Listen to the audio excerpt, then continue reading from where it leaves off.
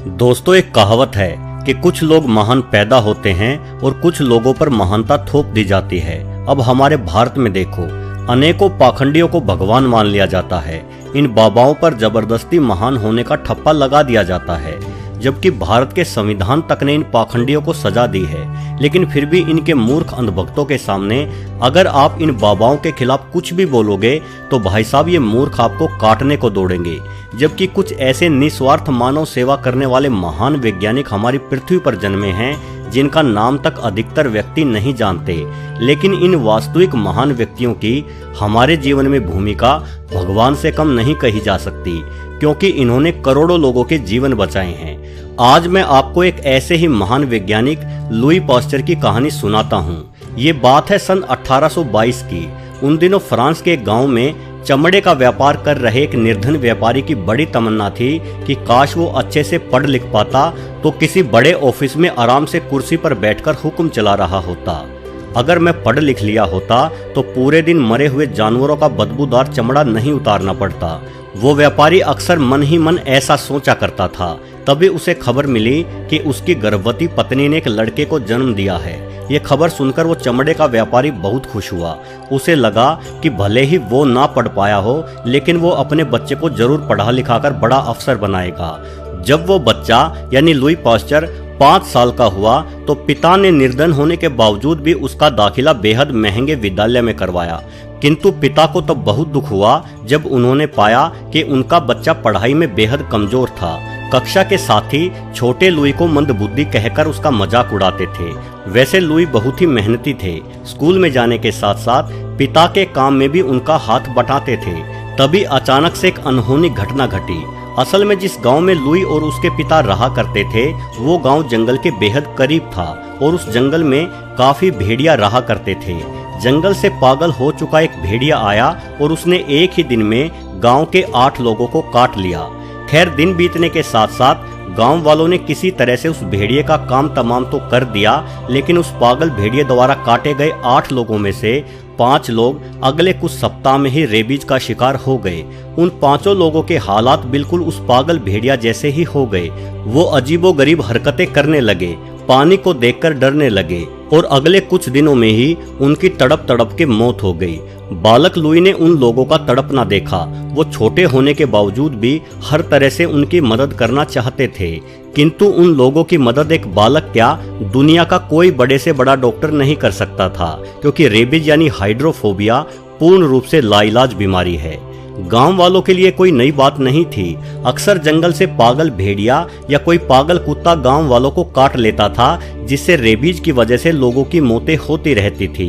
किंतु बालक लुई ने ये अपने जीवन में पहली बार देखा था। वो हमेशा अपने पिता से पूछते रहते कि क्यों नहीं उन लोगों को बचाया जा सका, उन्हें कोई दवाई देकर ठीक क्यों नहीं किया गया। तंग आकर लुई के पिता ने कहा कि बेटा, तुम खुद क्यों नहीं उस बीमारी का इलाज ढूंढते। खूब पढ़ो, नई खोजें करो। अगर तुम दिल लगाकर पढ़ाई करोगे तो इस बीमारी का इलाज भी खोज लोगे।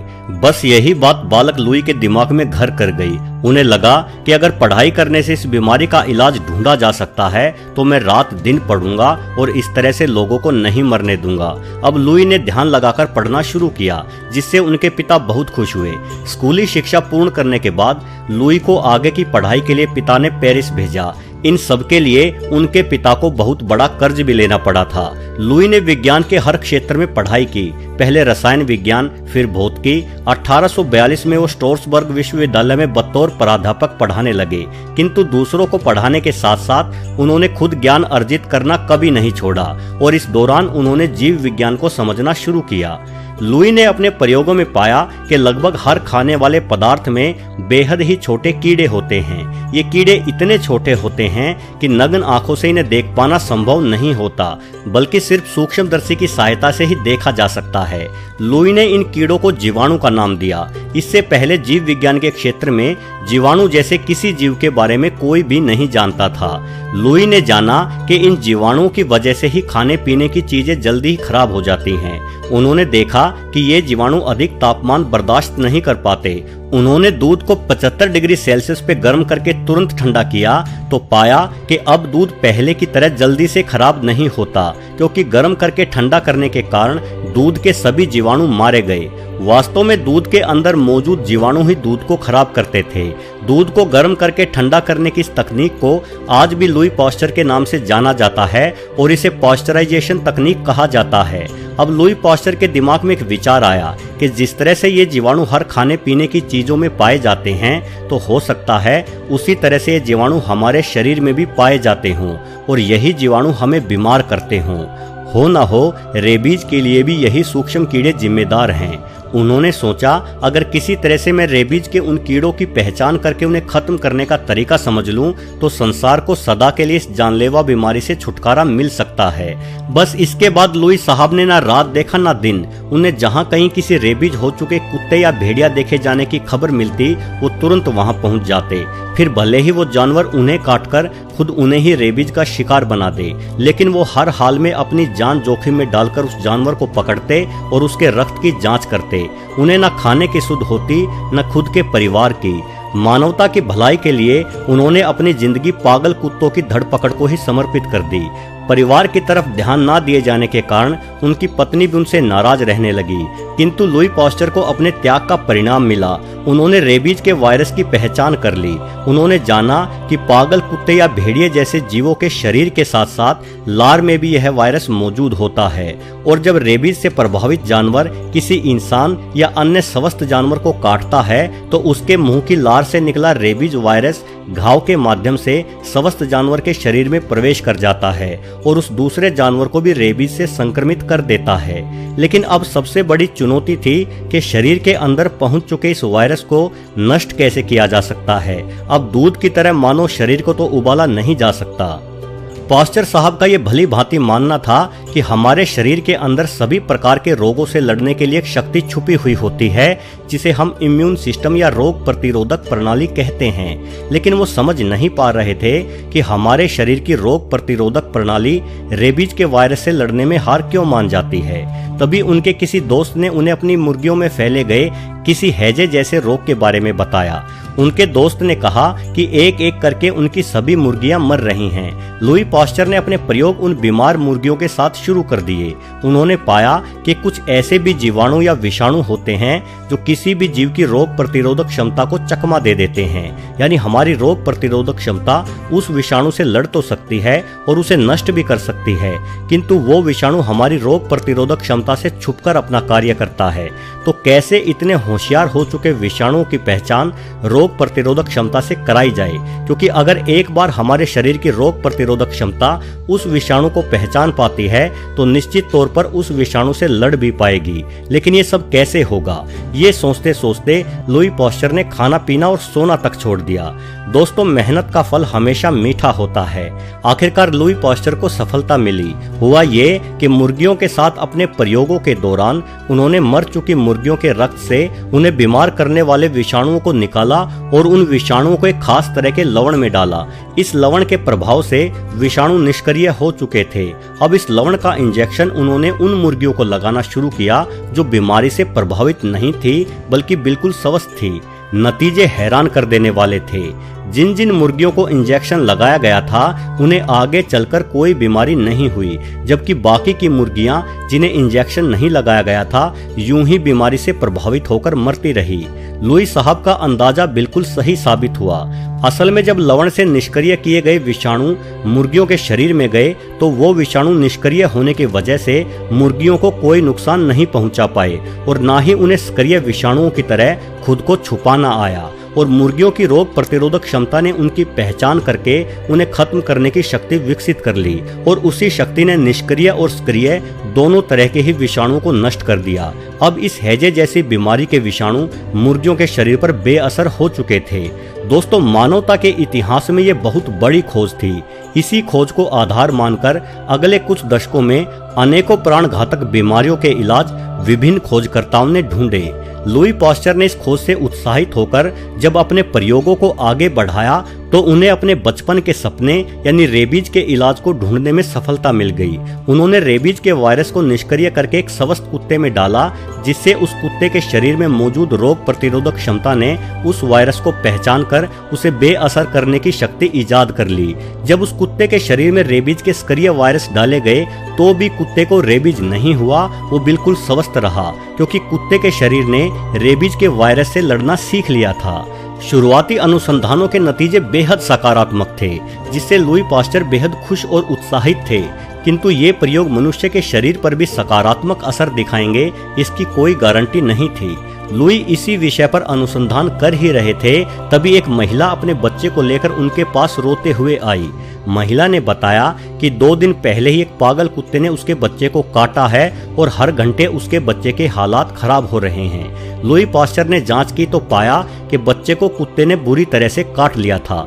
जिस कुत्ते ने बच्चे को काटा था, लुई पास्चर ने किसी तरह से उस कुत्ते को पकड़ के उसकी जांच की तो पाया कि वो कुत्ता रेबीज का शिकार था, यानी अब वो बच्चा भी रेबीज का शिकार हो जाएगा। भले ही लुई साहब ने रेबीज के इलाज को सफलतापूर्वक एक कुत्ते पर आजमा लिया था, किंतु किसी इंसान पर इस इलाज को आजमाना बेहद जोखिम भरा काम हो सकता था। चूंकि शरीर में रेबीज के प्रति रोग प्रतिरोधक बनाने के लिए रेबीज का ही वायरस बच्चे के शरीर में छोड़े जाना था। भले ही वो वायरस निष्क्रिय होता, लेकिन फिर भी मानव शरीर में जाकर वो क्या असर करता, इसका किसी को कोई अंदाजा नहीं था। बच्चे की मां लुई के सामने अपने बच्चे के प्राण बचाने के लिए गुहार लगा रही थी, किंतु लुई साहब के सामने बहुत बड़ा धर्म संकट था। उनके द्वारा बनाई गई वैक्सीन अभी शुरुआती स्टेज पर ही थी। अभी उन्हें बहुत सारे प्रयोग करके देखने बाकी थे।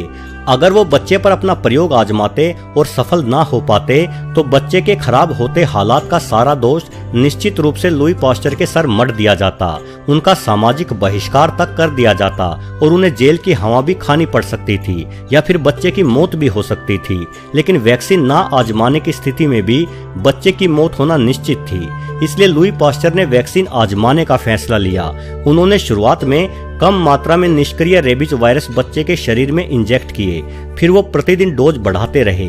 ऐसा करते करते उन्होंने लगातार 21 दिनों तक उस बच्चे को इंजेक्शन दिए और आखिरकार उन्हें पूरी मानवता की रक्षा करने वाली महान आश्चर्यजनक सफलता मिली।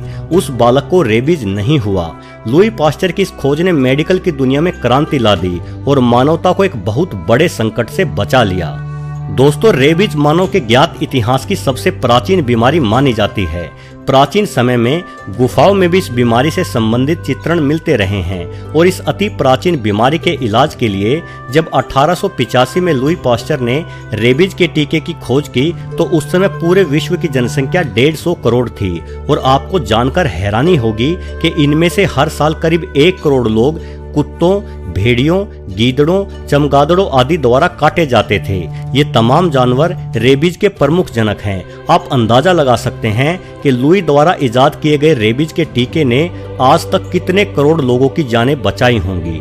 हालांकि रेबीज हो जाने के बाद उसका कोई इलाज मुमकिन नहीं है, लेकिन किसी पागल जानवर के काटने के तुरंत बाद से लेकर 3 दिन तक अगर रेबीज का टीकाकरण शुरू हो जाए तो लगभग 100% मौकों पर रेबीज हो ही नहीं पाता।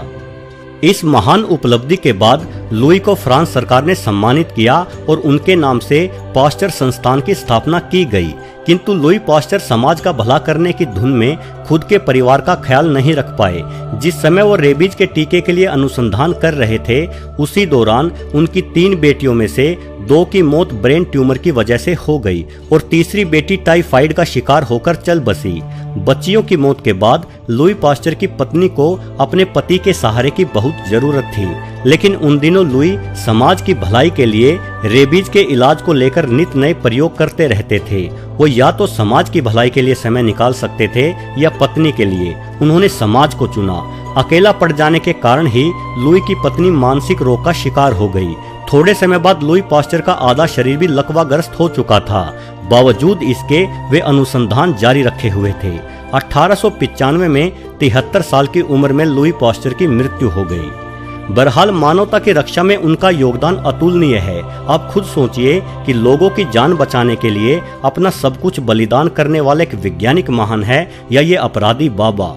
खैर, कुछ लोगों की अकल पे तो पर्दे पड़े हुए होते हैं, उन्हें कुछ समझना आता ही नहीं। वो इन बाबों की फोटो अपने घर में बने मंदिरों में रखकर इनकी पूजा करते हैं। ऐसे गवारों से तो मुझे कोई उम्मीद नहीं है, किंतु यदि आपको या आपके परिवार या चाहने वालों में से कभी भी किसी को भी किसी कुत्ते ने काटा है जिस वजह से आपको या आपके चाहने वाले को रेबीज के इंजेक्शन लगवाने पड़े हैं, तो आपको एक बार लुई पास्चर को हाथ जोड़कर नमन अवश्य करना चाहिए और अपना जीवन बचाने के लिए उन्हें धन्यवाद देना चाहिए। बहरहाल वीडियो को आखिरी तक पूरा देखने के लिए आपका भी बहुत बहुत धन्यवाद।